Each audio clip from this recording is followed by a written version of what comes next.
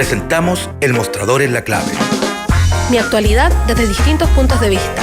Un espacio para discutir bien informada. El Mostrador en la Clave, con el equipo de El Mostrador. La Clave me escucha. Ya estamos con El Mostrador en la Clave, con Marcela Jiménez. Marcela, ¿cómo estás? Hola Fernando, ¿cómo estás tú? Yo estoy bien, muerta de frío, pero bien. Sí, hace frío. Ya se está empezando a sentir el invierno en toda su dimensión aquí en Santiago, por lo menos. Sí, fuerte, así hace un par de semanas ya que está así prendiendo la estufa temprano, bien abrigado, mucho frío. A ver, Marcela, mientras esperamos a que se conecte Chago, que todavía no se ha podido conectar, me gustaría que nos danos un poco el panorama, que siempre te pido a ti que nos dé un poco el panorama de lo que ha sido la semana, sobre todo cuando vienes el día viernes. Cómo ha sido la semana en La Moneda, porque tú cubres Moneda y eso siempre es útil para saber si que coinciden las cosas que la gente está planteando como problemas o como necesidades en los medios o en las redes sociales con aquello que se está discutiendo justamente en la Casa de Gobierno. Esta, Fernando, fue una semana complicada para La Moneda. Fue una semana bastante mala.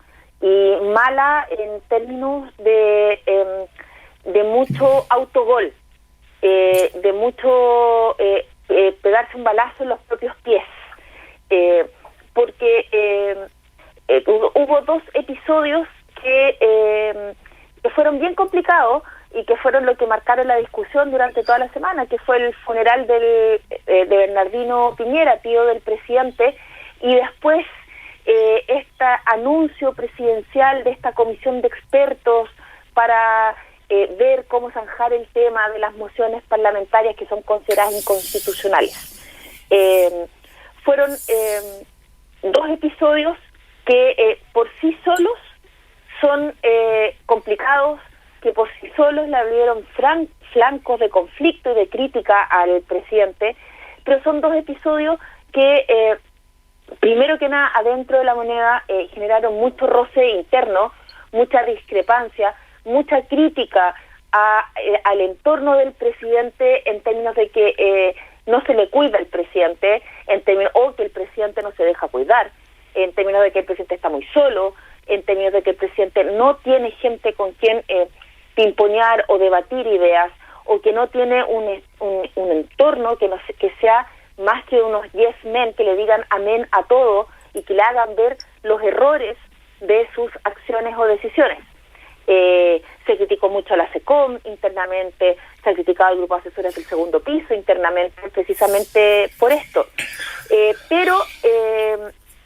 Y lo otro que es más profundo también y que tiene que ver con las presiones internas a las que está sometido el presidente, y eso puntualmente por el tema de este anuncio de esta comisión de expertos, porque le abrió un flanco porque lo del funeral puede ser reprochable, criticable, cuestionable, pero lo de la comisión de expertos abrió un flanco de conflicto institucional con otro poder del Estado y en base básicamente a la presión de un partido político, en base a las presiones de la UDI para que el presidente tomara ese camino, porque aquí no solo reclamó la oposición, aquí reclamó sectores de RN y reclamó el presidente de la Cámara de Diputados, que es de Renovación Nacional, entonces, y reclamó el vicepresidente de la Cámara, que es de Bópoli.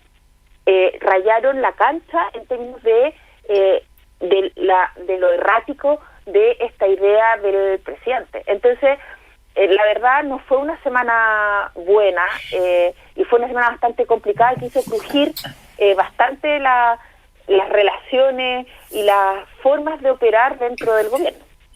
Marcela, déjame hacerte una pregunta porque el mensaje del presidente de la República frente a ese tema de la admisibilidad de los proyectos por parte del Parlamento tenía una promesa muy práctica, que era confeccionar un comité ad hoc para revisar las capacidades del Parlamento de generar estas admisibilidades o inadmisibilidades.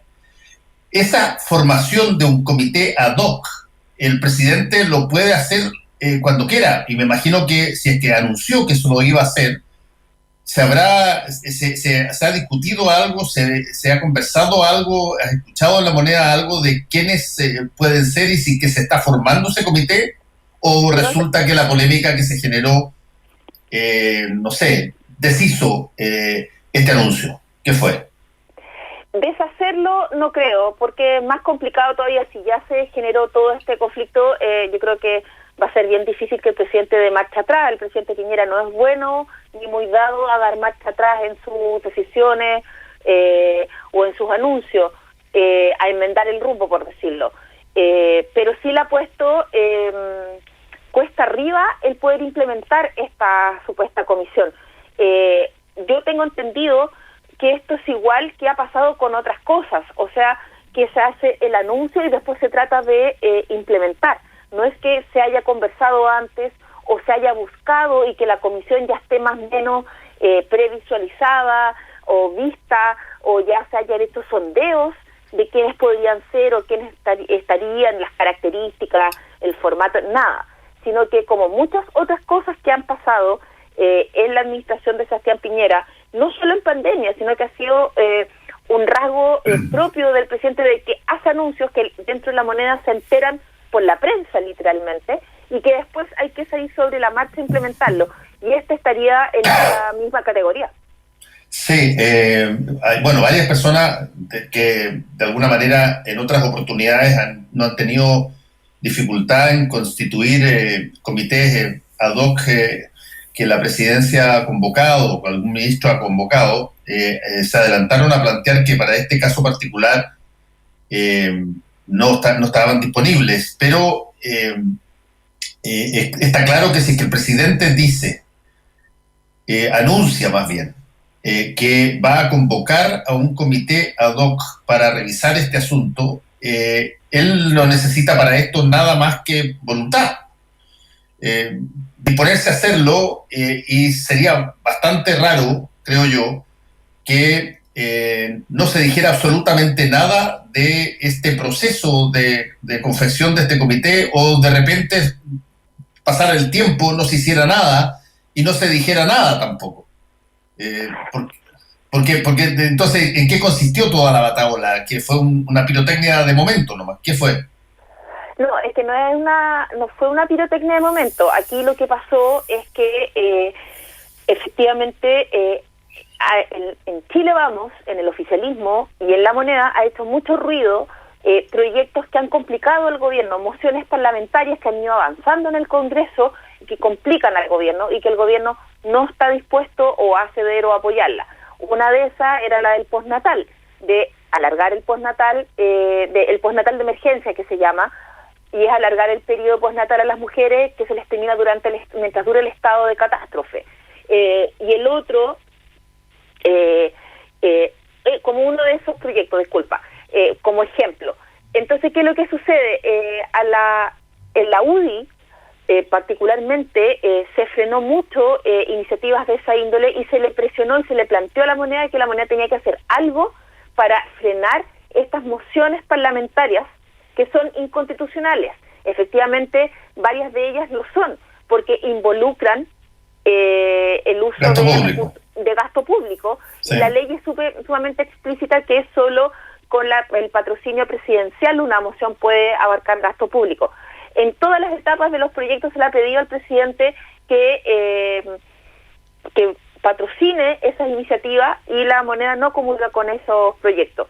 Entonces, ese es el origen de la idea de esta comisión, el disgusto de La Moneda con ciertas iniciativas que se han trabajado en el Congreso, la presión de la UDI, básicamente, porque el otro proyecto, ya me acordé, el otro proyecto conflictivo, y más conflictivo todavía, es el de el no corte del suministro de servicios básicos por no pago durante la cuarentena. Ese proyecto en sí ha tenido mucha presión y mucho lobby de las empresas involucradas. Entonces, la UDI presionó abiertamente. Les recuerdo que hubo una entrevista el lunes en La Tercera de la diputada Pepa Hoffman, que emplazaba y criticaba al gobierno en este punto, de que los dejaba como solos en esta pelea en el Congreso frente a estos proyectos. Entonces, es esa la razón por la que sale el presidente a hacer este anuncio. ¿Qué sucede? Que, como tú bien dices, Fernando, mucha gente que siempre ha sido llana a participar en todo este tipo de comisiones presidenciales de cualquier índole, ha dicho que no. Y ha dicho que no porque efectivamente esta idea de la comisión es un sinsentido absoluto, porque la propia institucionalidad y la ley tiene una serie de etapas. O sea, de partida el presidente por sí solo puede hacerse cargo puede vetar un proyecto, o el proyecto, si efectivamente sale y es despachado al Congreso, puede llevarlo al Tribunal Constitucional. Entonces, esta comisión de expertos que revise la inconstitucionalidad de mociones parlamentarias es de un sinsentido bastante grave. Yo he hablado con hartos abogados constitucionalistas esta semana y no he encontrado ni uno que le encuentre sustento jurídico, constitucional a la idea del presidente. Entonces, eso estaría siendo bastante difícil que el gobierno pueda conformar realmente esta comisión, a no ser que no sean puros abogados UDI o gente de Libertad y Desarrollo, porque sería más conflictivo aún. Ya, pero de las personas que has consultado, ¿quiénes eran transversalmente abogados constitucionalistas? Sí, he hablado con profesores, con académicos, y me han dicho lo mismo. Yo, uno de los pocos que he visto públicamente abrirse como abogado y ex parlamentario, que son dos condiciones que tendrían esa comisión, a uno de los que vi bajarle el perfil en términos de crítica al tema es a José Antonio Viera Gallo, que fue diputado, senador, exministro y es abogado. De hecho, perteneció al Tribunal Constitucional. Y él fue uno de los pocos que lo vi en una entrevista decir que no es dramático, que no es una afrenta institucional del presidente al Congreso esta idea, y mostrarse más llano. En todo caso, Viera Gallo está vinculado con la familia Piñera, entonces no sé si esa fue más como, yo la leí más como una declaración para ponerle piso y prestarle apoyo que una jurídica. Ya, pero que sean parientes no necesariamente significa que concuerden, porque bajo esa lógica, olvídate la cantidad que habría. No, estoy diciendo, pero precisamente es pariente, y es uno de los pocos que yo he escuchado decir, porque no se ha visto, solo se ha visto al ministro de las Express, Claudio Alvarado, decir que se va a buscar, que se está buscando, que se está viendo cómo se conforma esta comisión, pero no ha habido luces al respecto.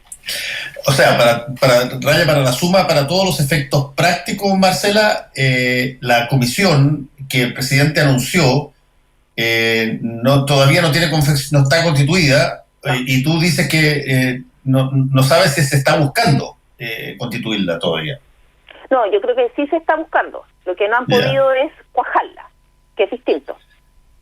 Ya, la otra cosa que siempre es interesante constatar, porque de alguna manera revela o entrega señales del afiatamiento del oficialismo, así como en la oposición ya no es para nada extraño que se produzcan roces, peleas. La última pelea, que incluso es grosera, es hasta burda, sucia, entre el diputado Linco y el diputado Marcelo Díaz, con todo tipo de insultos por Twitter. O sea, una situación que ya ordinaria, que en el ámbito de la oposición y la fragmentación que ahí se tiene, probablemente no sorprende mucho, pero sí sorprende que se puedan dar situaciones duras de discrepancias de fondo en el oficialismo, particularmente con la situación que estamos viviendo de esta pandemia.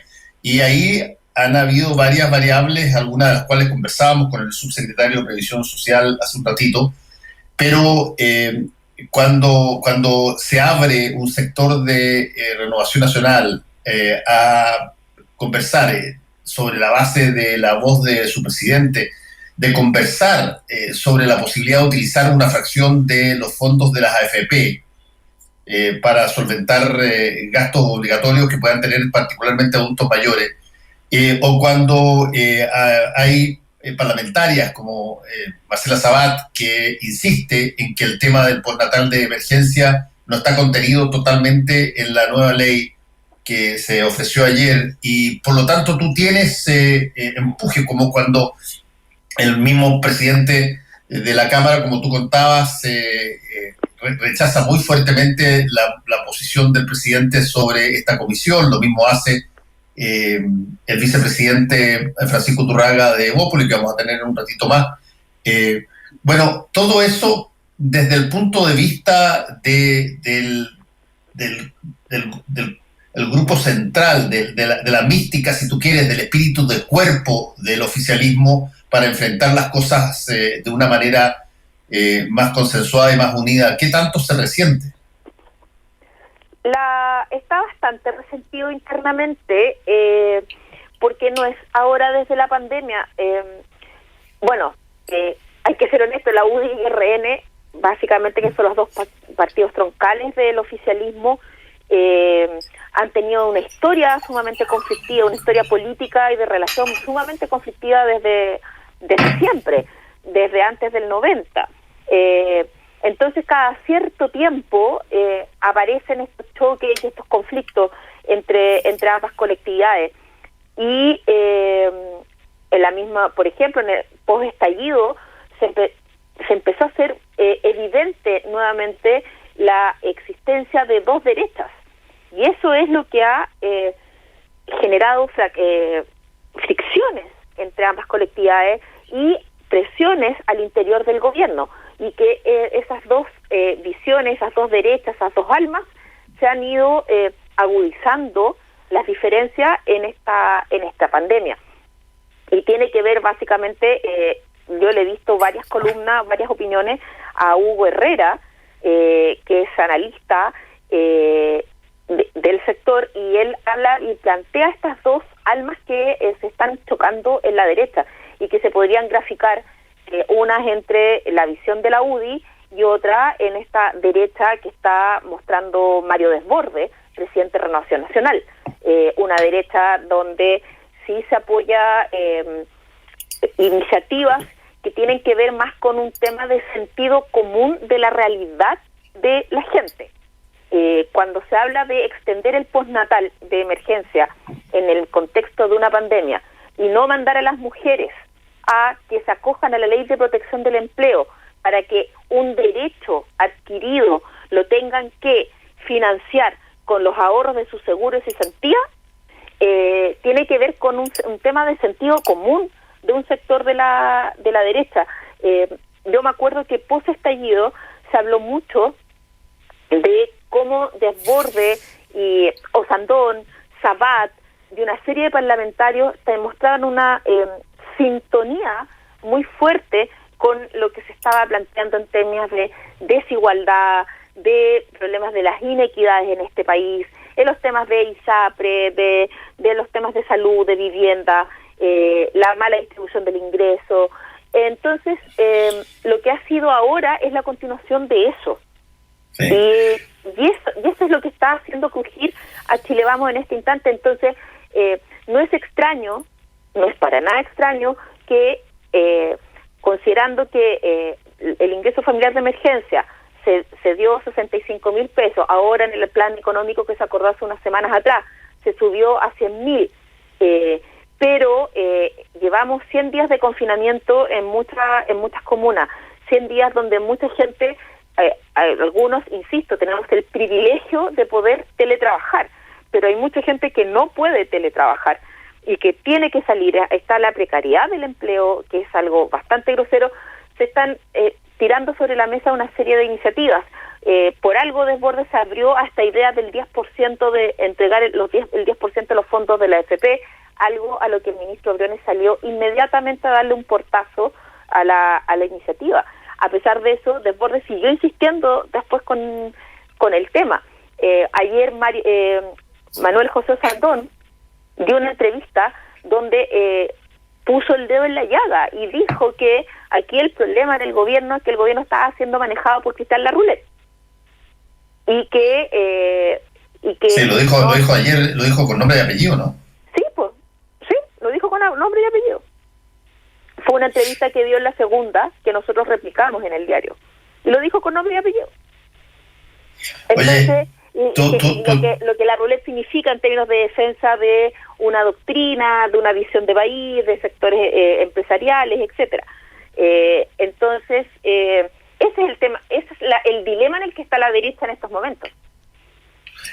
Sí, yo estaba viendo, a propósito de lo que tú mencionaste aquí, la columna que hizo esta semana Hugo Herrera, justamente, el profesor titular de Derecho en la Universidad de Hugo Portales, una persona siempre que no esconde su cercanía para nada con el sector de la derecha más tradicional, y hace esta columna que se llama Dos Derechas, y que es una división muy fuerte entre básicamente la UDI y Renovación Nacional y las otras versiones más liberales, si tú quieres, que pueden contener a personas que no militan, pero que eventualmente podrían ser parte de lo mismo, qué sé yo, un Cristóbal Velorio, gente de ese tipo.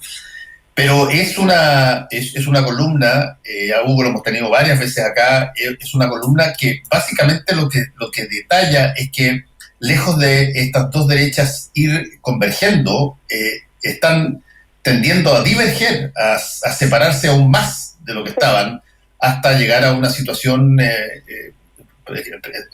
no lo plantea así, pero una situación como las que se vieron en algún momento dado, que eran por otras razones también, pero estábamos en dictadura muchas veces y todo, pero que tenían que ver con divergencias personales muy fuertes entre los líderes de ambos partidos. Pero ahora no, este es un problema que él plantea, dejó de ser un problema de liderazgos individuales y pasa a ser un problema de visión.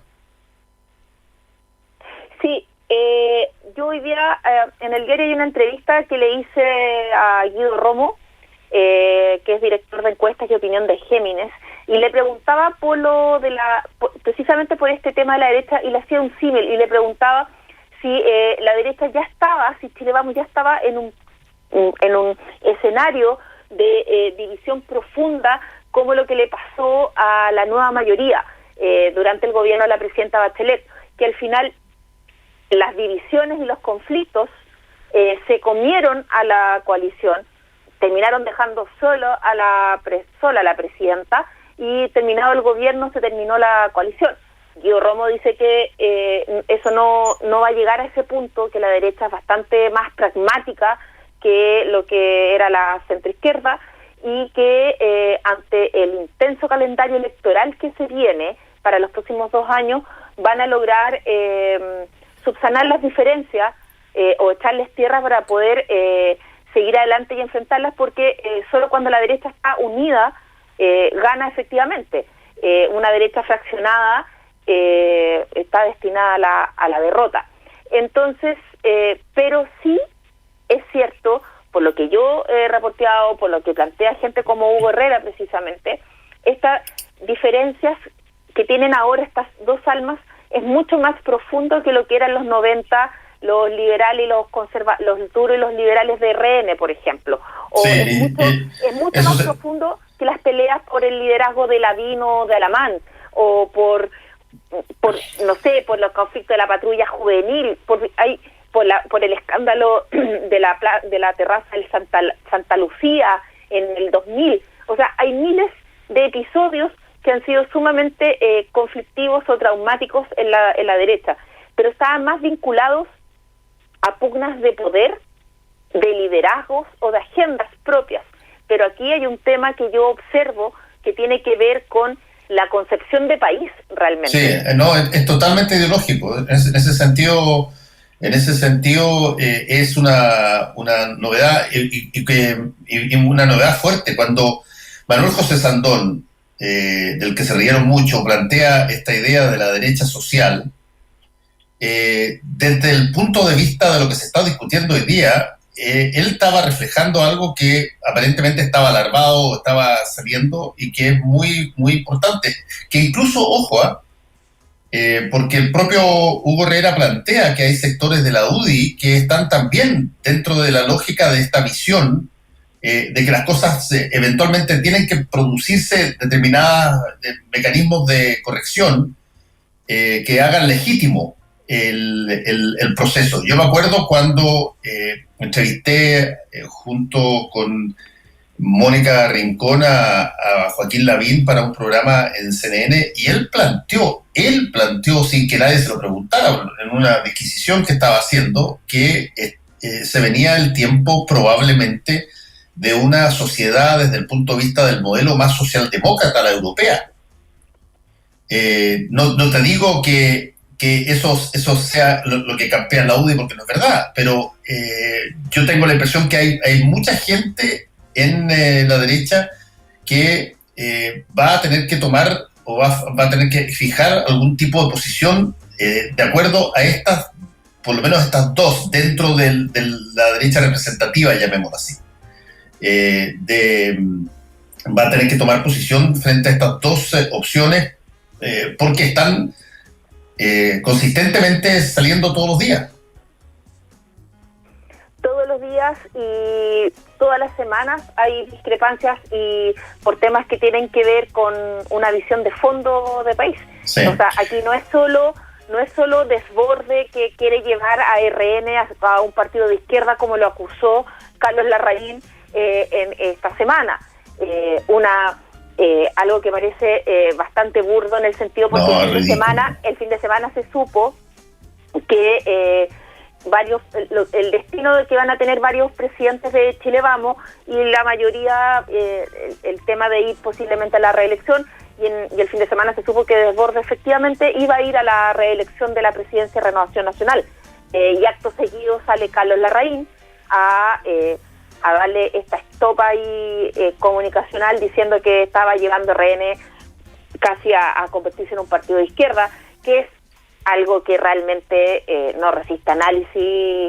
Está bien, no resiste análisis, Marce, pero sirve como consigna para la gente, claro, para el acólito fiel, el fanático acérrimo que no necesita evidencia, porque la evidencia no le sirve. Lo que le sirven son los clichés, lo que le sirven son las frases que puedan repetirse una y otra vez, el que te digan que tú estás llevando al partido de derecha a la izquierda, pero es todo lo que necesita para alentar. Es un cliché, pero además es una amenaza política velada o explícita, ¿no? Bueno, pero que se resuelve en las urnas internas, supongo. No se sabe, porque el problema es que Carlos Larraín, y no hay que olvidarlo, Carlos Larraín siempre ha funcionado, o sea, Mario Desbordes fue el secretario general de Carlos Larraín cuando Carlos Larraín era presidente, no hay que olvidarlo. Entonces, que la crítica venga de él es como una quitada de piso no menor. Y lo segundo, Carlos Larraín tiene un poder económico muy fuerte dentro de Renovación Nacional, muy fuerte, en términos de alcaldes, de respaldo a alcaldes, a parlamentarios en todo el país. Entonces, cuando el financista o el que te ayuda, el que te ha respaldado, se va para un lado, es una forma de amenazar y de remover el avispero, precisamente. Entonces, efectivamente, en la derecha están pasando cosas bien interesantes y que, insisto, no tienen que ver con la pandemia, esto viene de antes. Lo de la derecha social que tú decías, Osandón, esto partió en el primer gobierno de Piñera. Lo que pasa es que antes Osandón estaba solo en esto. Lavín hizo lo propio, y después del estallido social son varias las personas en esa coalición que han dado cuenta que aquí hay que dar un paso más.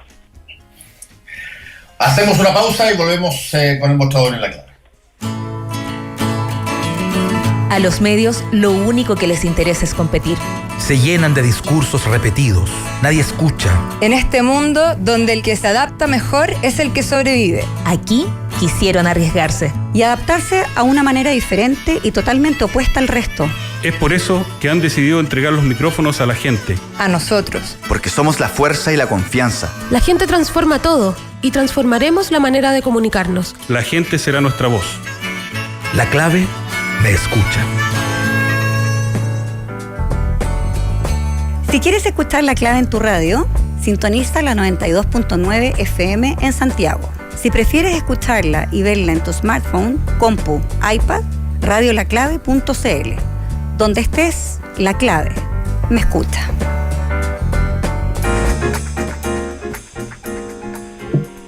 Estamos con el mostrador en La Clave, con Marcela Jiménez. Chago no nos ha contestado, así que yo estoy empezando a preocuparme. Así que... Yo también, porque no puede andar por la calle patiperreando, porque tiene que estar encerrado él. No, está encerrado. Más que todos nosotros, así que... Sí. Así bueno, que pero ahí están insistiendo, a ver si que se nos puede conectar. Oye, Marcela, hay hablemos de algunas otras cosas, que eventualmente pueden ser interesantes también desde el punto de vista de cómo el gobierno puede necesitar retomar el control de la agenda, particularmente la agenda de lo que se estaba discutiendo. Durante mucho tiempo perdió el control de la agenda porque la pandemia generó una situación donde se cuestionaban las cifras del gobierno durante mucho tiempo, durante la gestión de Jaime Mañalich. Los alcaldes se habían sublevado de alguna manera, incluso los alcaldes del propio oficialismo.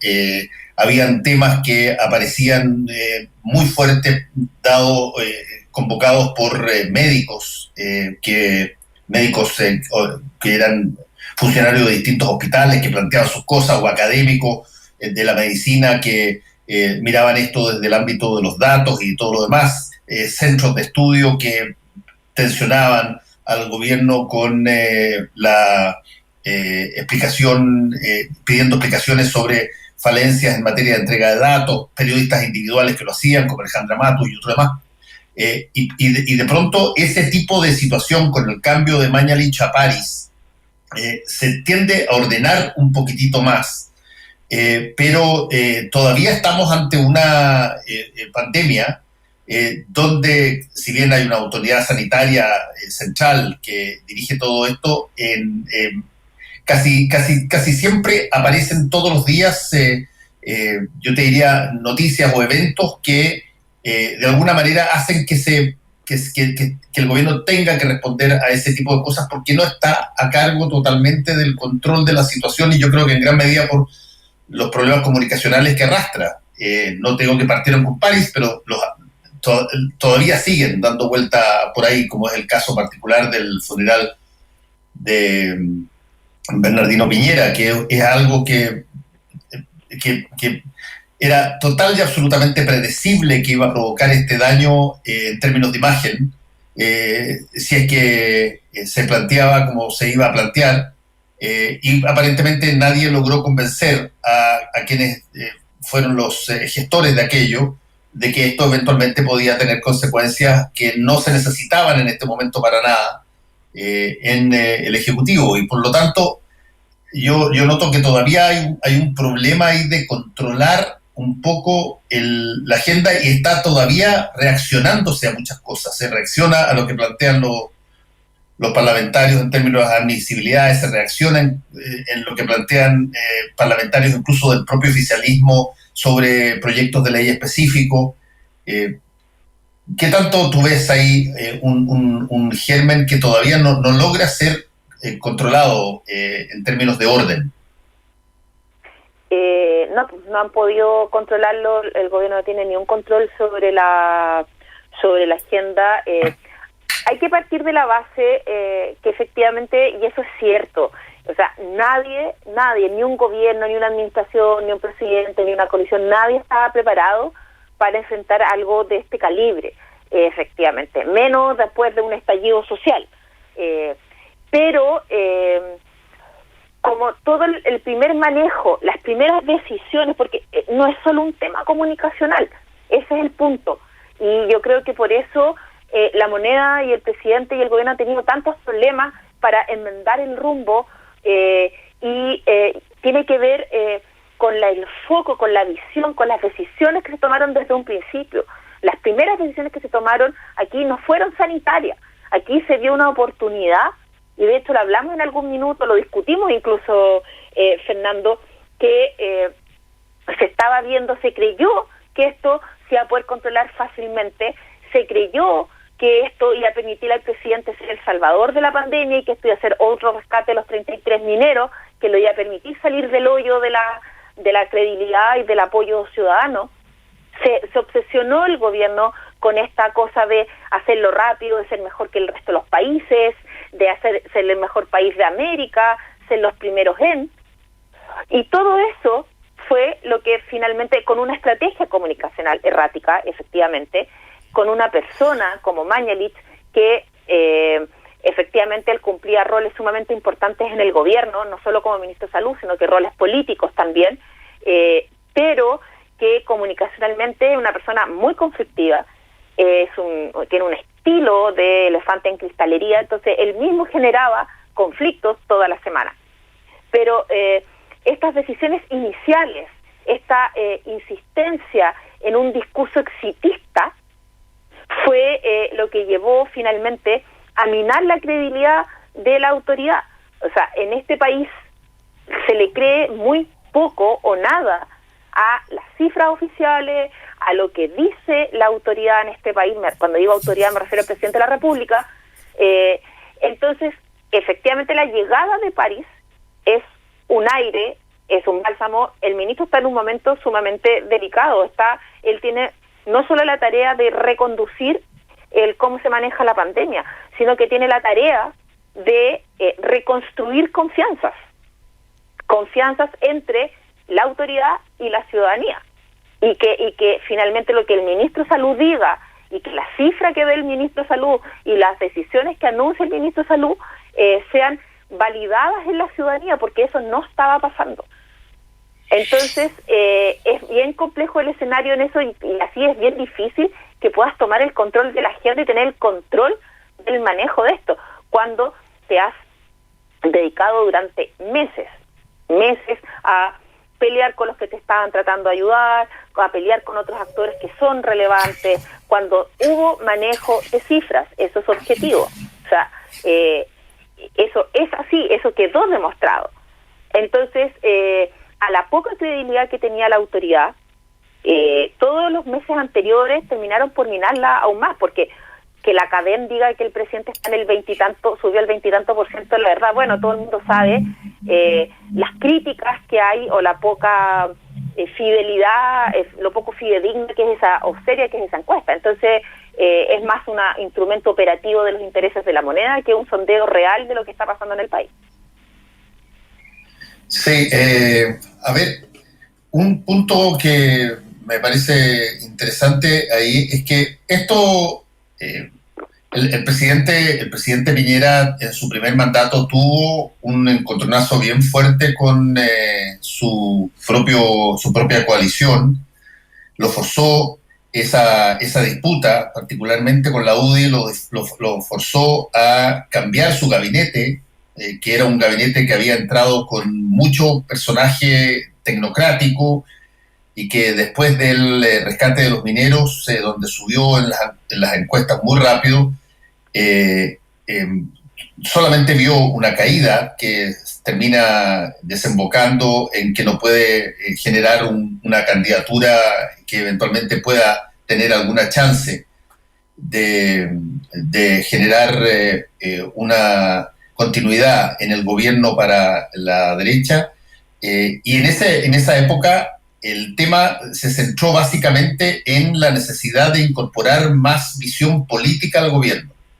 Y ahí, acuérdate, después de una situación incluso muy melodramática, esa de que los diputados de la UDI levantan los discos pares para decirle al gobierno que ya córtela con el gabinete tecnocrático que tenía, incorpora e introduce a una serie de personajes bien potentes de la política chilena en el gabinete. Pero eso tenía que ver básicamente con un problema ahí de caras, de visión de si es que esto se gerenciaba como una empresa o se gerenciaba como un país. Hoy día no, me da la sensación que, como lo conversábamos antes, Marcela, existen variables que tienen que ver con diferencias ideológicas importantes que se están plasmando, como lo que hace resaltar Hugo Herrera en sus columnas y otros también, lo mismo Mario Desbordes o lo mismo Manuel José Santón, lo mismo pasa con las diputadas de Renovación Nacional en el Congreso, lo que de alguna manera también trasunta las posiciones a veces discrepantes de Jaime Belolio en la UDI, y por lo tanto esta es una situación, yo te diría, mucho más desde el punto de vista político, es mucho más estructural, porque además no nos olvidemos de que nosotros tenemos delineado, Marce, un camino constitucional que va a inevitablemente en algún momento generar un plebiscito que defina si es que se quiere cambiar o no la Constitución y el modo, y por lo tanto las discusiones en ese ámbito son todas, si tú quieres ponernos entre comillas, en el ámbito constitucional son ideológicas. Son cómo tú quieres que el país funcione, cómo crees tú que los poderes, qué facultades deben tener, cómo se chequean, cómo se equilibran unos y otros, y esas son puras visiones de país que no son cómo termino de pagar la cuenta a fin de mes solamente. ¿Me entiendes? Y esa es la discusión gruesa que se está llevando tanto en la oposición, por cierto, como en el oficialismo, pero la novedad es que se esté dando tan fuertemente en el oficialismo. El tema constitucional precisamente es un gran factor que hizo al gobierno perder un mínimo de control sobre lo que era el rumbo que quería su gobierno, porque aquí se le instaló, se le atravesó, le cayó así encima todo un itinerario constitucional y un nuevo rumbo al gobierno, y tuvo que entrar en esa ruta bien a contrapelo, porque no es misterio para nadie que por lo menos la mitad del gobierno está por la opción del rechazo, y no era partidario ni de esta salida, ni de un plebiscito, ni de que haya una comisión constituyente, ni de nada de lo que supuestamente tiene que pasar en los próximos 2 años. Entonces, eso, desde ahí, el gobierno efectivamente tuvo que entrar, olvidarse un poco de lo que había sido o de lo que quería que fuera su propio gobierno, y dar un giro y entrar en otra ruta. Y la pandemia hace exactamente lo mismo. Pero eso vuelve al punto que está un poco agudizado precisamente por los errores que se ha cometido el gobierno, de cómo se ha manejado al respecto en ambas instancias. Y eso pasa en parte porque el presidente, además, por lo que dicen muchos en la Moneda y en el oficialismo, ayer había un titular del diario que era Bernán, que se llamaba Piñera solo contra sí mismo, y en el fondo planteaba la preocupación que hay en la Moneda y en el oficialismo, porque formalmente en Palacio no hay nadie que le haga, que pueda que tenga la llegada, la confianza, la templanza para pararse delante del presidente y decirle: ¿sabe qué? Usted no puede hacer esto, porque si hace esto va a pasar esto otro. Y que es lo que hacía Chadwick. Que es lo que hacía Chadwick, y después que dejó de estar Chadwick, lo hacía de cierta forma Mañalich. Es muy poca, eso no es culpa tanto de la gente que lo rodea, sino que también es compartido, porque el presidente Piñera se sabe que es una persona que no escucha básicamente al resto, que es llevado en sus ideas, pero además es una persona ultra desconfiada, y además es una persona que como se mete en todo, en todas las decisiones, es su propio ministro de Hacienda, su propio ministro del Interior, es su propio vocero, no le deja espacio a los ministros para que actúen y se empoderen, pero también hay un tema que tiene el presidente. Yo reporteo más de 20 años derecha, y te lo digo con conocimiento de causa. El presidente Piñera es una persona que es muy poca la gente a la que él respeta realmente, que respete, que considera que su opinión es válida. En ese sentido, Chadwick era uno de esos, Mañalich era otro. Pero hay muchos otros a los que no respeta su opinión nomás. Entonces, es muy difícil con eso poder plantear criterios a un presidente, a un mandatario, para evitar que haga ciertas cosas, como por ejemplo lo del funeral. Entonces, esa soledad de Piñera preocupa a muchos en la Moneda y preocupa a muchos en el oficialismo, porque consideran que, por ejemplo, episodios como el del funeral, o sea, el 99% está convencido que se van a seguir repitiendo y que van a seguir complicando al gobierno. Esto no es menor porque en los partidos lo que sucede es que en los partidos de Chile Vamos se genera un agotamiento. Somos nosotros los que tenemos que salir a justificar lo injustificable, a explicar lo inexplicable, cuando es bastante más fácil decir, ¿saben qué? Me equivoqué. Entonces, el problema que tiene Piñera es que, como tú bien recordabas, en el primer gobierno, más o menos como a los 2 años, él pudo hacer este cambio de rumbo, pudo hacer este desembarco de parlamentarios que hizo del Congreso, sacó gente del Senado y le instaló, y llevó a Chadwick, Longueira, a Matei, que no solo tenían una experiencia política reconocida, sino que además le cerró un flanco, porque hasta antes de eso la UDI hacía pebre el gobierno mañana, tarde y noche, y con eso lo sumó al gobierno y cerró un flanco permanente de crítica y cuestionamiento. Pero ahora no tiene elenco el presidente para hacer algo así. Y esa es la carencia, además, que tiene. Porque el ministro Blumel puede ser a lo mejor muy bien intencionado, pero no en el Ministerio del Interior no ha demostrado tener, tampoco en la SECPRES, le falta bagaje, le falta tonelaje, le falta muñeca política. Entonces ahí tiene un déficit importante el gobierno.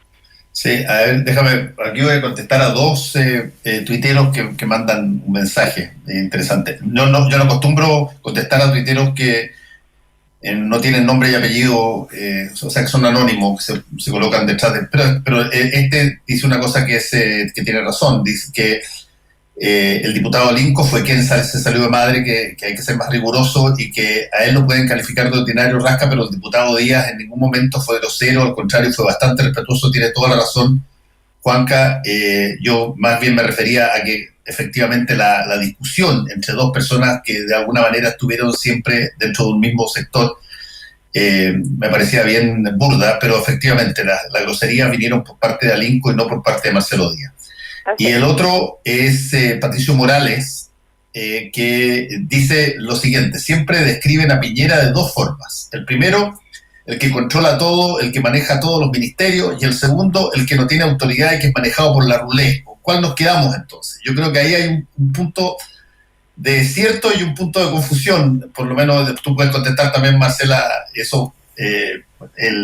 Yo, y lo he dicho siempre acá, no voy a subestimar para nada la capacidad que tiene el presidente Piñera de saber o de meterse y de estar o querer estar interiorizado de todas las cosas que pasan en su gobierno, porque es una persona que funciona así. Es una persona tremendamente inteligente y es una persona que tiene una capacidad de trabajo gigantesca, incluso a medida que han pasado los años.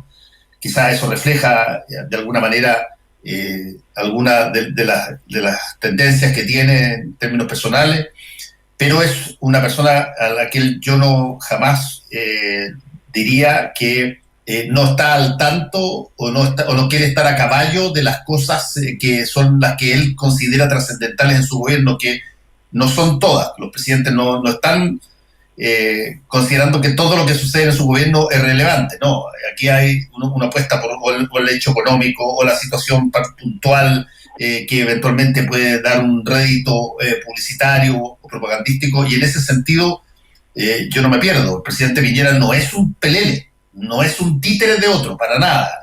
Llámese la rulé, llámese como quieran, y estas han sido algunas discusiones que he tenido con Federico Llonón alguna vez. Yo creo que el presidente tiene, y por eso mismo, el grado de responsabilidad de muchas de las cosas que suceden siempre repercuten o llegan tarde o temprano al presidente de la República por esta capacidad que tiene de meterse justamente en todo y de saber de muchas cosas y de querer estar ahí. Por lo de la rulé, básicamente es un factor de importancia de un organismo que históricamente fue considerado como un organismo asesor y no como un organismo director, llamémoslo así, y que ha tenido en las últimas instancias una posición aparentemente mucho más protagónica en la toma de decisiones, lo que no significa que la hayas decidido la ruleta. Yo creo que pasan todas esas decisiones por el presidente de la República. La responsabilidad del presidente está detrás de todo lo que se hace en materia que sale de la moneda. Corrígeme si estoy equivocado, Marcela. No, es que no estás equivocado, esa es la explicación, y una cosa no es excluyente de la otra. O sea, efectivamente, el presidente Piñera está en todas y comete este error de no dejarle espacio de acción y margen de acción a sus propios ministros. Y por otro lado, la Roulette es el personaje con más poder y más influyente dentro de la moneda. O sea, hay una mesa que muy reducida donde se han tomado todas las decisiones de la pandemia, y en esa mesa, que lo hablábamos muchas veces, estaba Piñera, la Roulette y Mañalich. El último mes y medio se incorporó Uvilla, que volvió a la moneda por este tiempo como asesor del presidente y que se está haciendo cargo de temas operativos, arreglar problemas operativos de las decisiones que se están tomando en términos de la pandemia. Pero cuando se habla de la influencia en la Roulette, se habla de que la Roulette está sentado al lado del presidente en la toma de todas las decisiones. Y no es algo que lo digo yo, es algo que lo ha reclamado Renovación Nacional desde el primer año de gobierno, públicamente. En todas las decisiones de nombramientos, de cargos, hay un tema de la distribución del poder, donde la Roulette ha ejercido una gran influencia y la mano de él se nota. Se nota porque hay todo un staff de asesores del gobierno, que en Chile Vamos, en forma despectiva, les dicen la Roulette Boys, que son un perfil de profesionales, todos que han pasado por el alero de la Universidad del Desarrollo y del Instituto Libertad y Desarrollo, y que tienen una cercanía puntualmente con la Roulette. Entonces, tiene que ver con una red de poder que él tiene dentro del gobierno y que ha ido generando, y precisamente por este papel privilegiado, este lugar privilegiado que ocupa. O sea, en esa mesa de toma de decisiones no está sentado el ministro del Interior, está sentado el jefe de asesores del segundo piso. En esta mesa de decisión ahora no está sentado Enrique París. Sí. Entonces, a eso se refiere con el poder de... Nunca se ha planteado y nunca se ha dicho que el presidente es un monigote y que hace lo que... No se trata de eso. No son temas excluyentes unos con otros, porque efectivamente la porfía ha sido uno de los grandes rasgos de Sebastián Piñera, para bien y para mal. Esa porfía le ha servido para muchas cosas en la vida y lo ha complicado en muchas otras instancias de la vida. Sí, estoy de acuerdo. Y siempre es bien curioso ver cómo... Mira, estoy leyendo, me partí leyendo ayer, Marce, todavía no está la versión en castellano, por lo tanto no lo recomiendo así urbi et orbi, pero las personas que tengan la posibilidad todavía, si quieren, y pueden leer inglés, el libro que sacó John Bolton, y que fue gran escándalo porque el presidente Trump trató de pararlo diciendo que no se podían publicar libros que revelaban secretos de Estado cuando se había estado en el cargo que había tenido John Bolton, que era secretario nacional de seguridad del presidente de la República, en este caso de Donald Trump.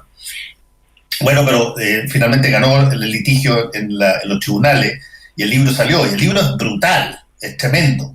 En montones de variables, no voy a adelantar muchas de ellas porque los gringos en ese sentido tienen esta característica de que cuando que quieren contar su versión, sacan libros, se hacen ricos además. Bueno, no necesitaba hacerse rico John Bolton, ya era,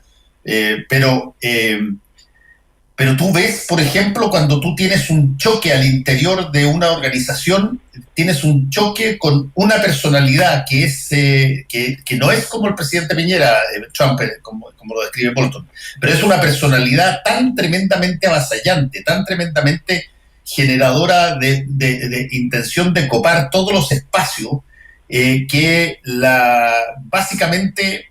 el ritmo, el orden de las cosas sigue el último estado de ánimo, en este caso del presidente Trump, y dice un montón de cosas y revela varias situaciones que son extremos en los cuales yo creo que nosotros no hemos llegado a eso, porque justamente existen aquí una serie de contrapesos. De alguna manera también la oficina de la Roulette ofrece un contrapeso a la presidencia o una potenciación, depende si es que sabemos de muchas de las cosas que se han impulsado desde ahí, pero no sabemos cuántas cosas se detuvieron o cuántas cosas la recomendación fue no seguir un camino determinado, digamos. Eso uno tiende, ese es un sesgo lógico, donde uno tiende a observar mucho más aquellas cosas que efectivamente sucedieron que las que se discutieron, pero que nunca jamás pasaron y por lo tanto no las supiste.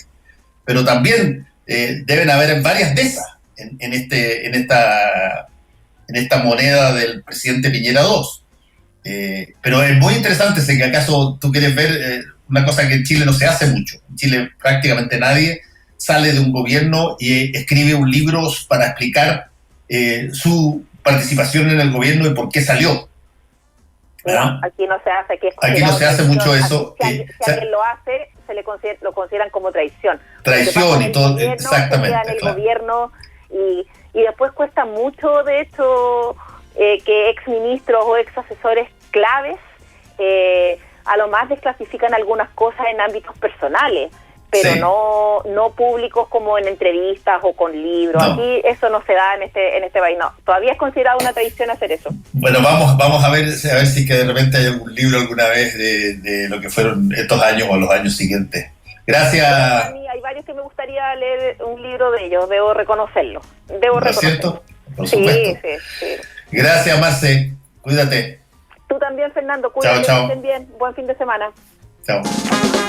Actualidad con ojo crítico. La información desde distintos puntos de vista. Fue El Mostrador en La Clave, con el equipo de El Mostrador. La Clave me escucha.